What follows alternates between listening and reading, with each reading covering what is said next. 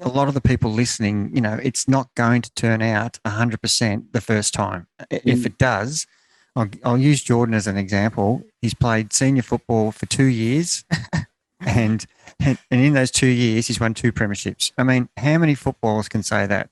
Guys play 50 years and they don't get a premiership, but that's just fortune to have that happen. But they're the highs, but the lows, can be years and years of toiling and having unlucky things happen to you, injury or illness or poor form at the wrong time.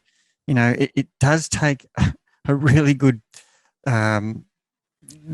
set of events for you to actually get to the best outcome on the day that it counts the most. And there's not many people who can do that. And for every race that's run at the Olympics, there's only one winner, and everybody else in the race has not succeeded in winning the race. So as you said earlier, I think that's important for us to understand that not only is your personal best one of the main things to aspire to, but also the journey of how you're doing it, how you're getting there, and the things you're learning about yourself and others around you, and come race day or whatever you're working towards. That's not all that counts. It's getting yourself prepared properly and giving yourself the best chance to actually do a PB. Yeah, definitely. I think it's a combination of so many things, Jerry. I think it's a lot of planning, being confident, and also being very lucky. So I think getting there, and there'll be a lot of athletes that will be already circling the dates that they think they're going to be competing on in 2024 and working backwards from there. So there's a lot of work that will be done, but life will go on, and who knows what the world will be like in 2024. But hopefully we can get over there and watch some of it.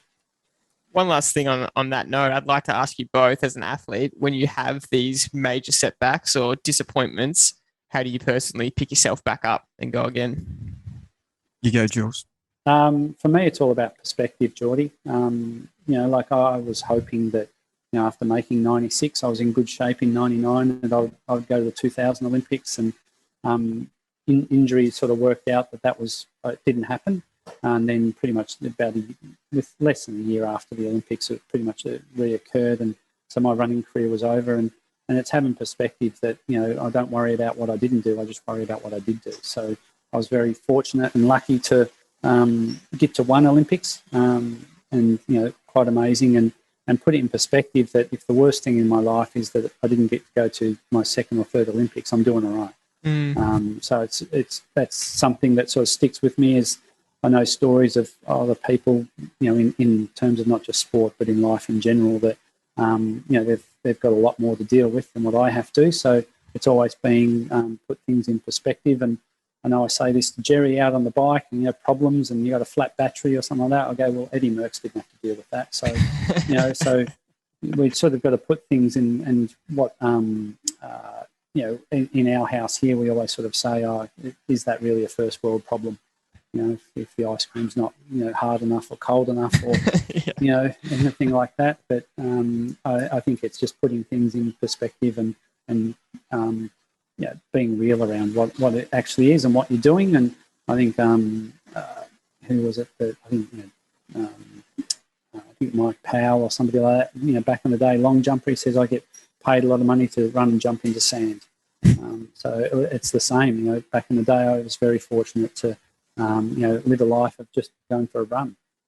So I think it's that, just keeping things in perspective, what's really important, and then things that are sort of nice to do. Perfect answer. Fantastic. It's a bit hard to follow up on that one, I reckon. But for me, I just think the journey is so much more important. I've said it so many times. I just love the journey, and there's always going to be probably 99% of, you're never achieving the ultimate. And if you only competed because of the high of the victory, then I don't think there wouldn't be a lot of people competing. And I think it's more about the journey and what you learn about yourself. And there's so many lows that, that happen on that journey, and you've got to pick yourself up and dust yourself off and refocus.